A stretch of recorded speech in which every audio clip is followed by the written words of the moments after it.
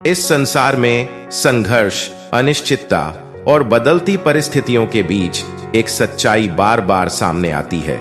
एकता में बल है। यह सिर्फ एक नैतिक शिक्षा नहीं, बल्कि एक ऐसी शक्ति है जिसने साम्राज्य बनाए, सभ्यताएं बचाई और कमजोरों को ताकतवर दुश्मनों से भी सुरक्षा दी। आज की यह कहानी उसी महान सच्चाई पर आधारित एक पुराने और घने जंगल के बीच, जहां सूरज की किरणें पैरों से छनकर जमीन पर गिरती थीं और हवा पत्तों में गीत गाती थी, वहीं बसा था एक शांत और संतुलित जीव जगत। यहाँ पक्षी, गिलहरी, खरगोश, बंदर और हिरण सब मिलजुल कर रहते थे। हर सुबह जंगल में जीवन जागता था। पक्षियों की चहचहाहट, बंदरों की छलांगें, हिरणों का झुंड, सब कुछ एक लय में चलता था। इस जंगल की सबसे बड़ी खूबी थी वहां के जीवों के बीच की एकता। कभी कभी मतभेद होते, लेकिन जंगल के बुजुर्गों ने एक बात हमेशा सिखाई थी, हम साथ हैं तभी हम सुरक्षित हैं, अलग हुए तो कमजोर पड़ेंगे। और यही एकता अब एक बहुत बड़ी परीक्षा में पड़ने वाली थी। एक उमस भरी दोपहर जंगल में एक नया शिकारी आया।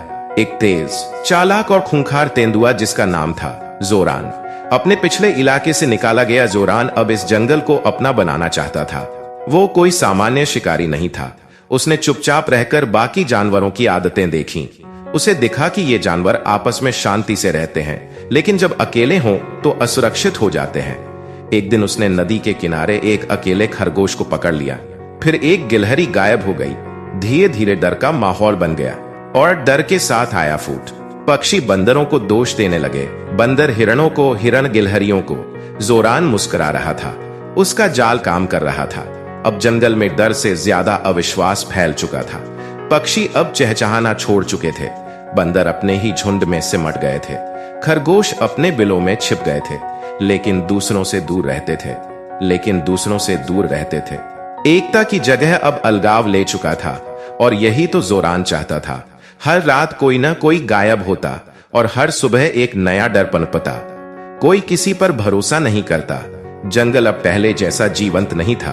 वो सिर्फ एक डरावना, चुप जंगल बन गया था। तभी एक बूढ़ा कछुआ तमस जंगल की सभा में पहुंचा। वह वर्षों से जीवित था और जंगल के हर उतार चढ़ाव को देख चुका था। उसने सब जानवरों को इकट्ठा किया और कहा, अकेले तुम में से कोई भी ताकतवर नहीं, लेकिन साथ में तुम एक शक्ति हो। तमस की बातों ने सबका दिल छू लिया। सबने सिर झुकाया। हाँ, गलती उन्हीं की थी। अब तमस ने एक योजना बनाई। हमें जोरान से लड़ना नहीं है, बल्कि उसे हराना है। अपनी एकता से हर जानवर को एक जिम्मेदारी दी गई। हाँ, पक्षी आसमान से निगरानी करेंगे और चेतावनी देंगे। कहा, बंदर पेड़ों से संदेश पहुंचाएंगे। हाँ, हिरण तेज दौड़कर ध्यान भटकाएंगे। गिलहरियां और खरगोश सुरंग खोदेंगे और छिपने की जगह बनाएंगे। उल्लू रात की निगरानी करेंगे और कछुए बच्चों और बुजुर्गों की रक्षा करेंगे। अब जंगल फिर से जाग उठा। मिलजुल कर सब तैयारी में लग गए और फिर आया उस योजना को अमल में लाने का दिन। एक सुबह जोरान ने देखा कि एक झुंड छोटा सा हिरण खुले मैदान में चल रहा है, अकेला, असुरक्षित।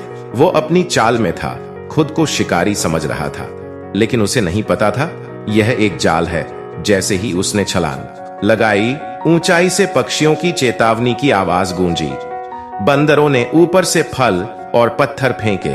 हिरण बिखर कर दौड़ पड़े, बिल्कुल उस योजना के अनुसार।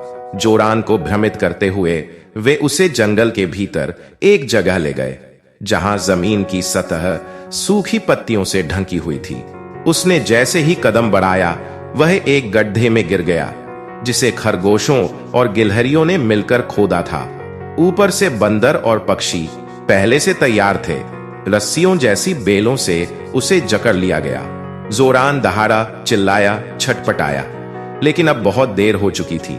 जानवरों ने जोरान को मारा नहीं, उन्होंने सिर्फ एक संदेश दिया, तुम अकेले हम में से किसी को हरा सकते हो, लेकिन हम सबको नहीं। अपमानित होकर जोरान जंगल छोड़कर भाग गया और कभी लौट कर नहीं आया। जंगल एक बार फिर जीवंत हो उठा। पक्षियों ने गाना शुरू किया, गिलहरियां झूलने लगीं और हिरण खुलकर चरने लगे। तमस एक पेड़ के नीचे मुस्कुरा रहा था। उसे पता था उसकी सीख ने जंगल को फिर से बचा लिया। एकता का मतलब सिर्फ साथ खड़ा होना नहीं है, बल्कि एक दूसरे में विश्वास रखना है। हर किसी के योगदान को मान देना है और मिलकर आगे बढ़ना है, चाहे वो परिवार हो, स्कूल हो, ऑफिस हो या देश। जब हम अकेले लड़ते हैं तो टूटते हैं, लेकिन जब हम साथ होते हैं तो अजेय बन जाते हैं। सबसे छोटा जीव भी जब एकजुट होता है तो सबसे बड़े शिकारी को हरा सकता है।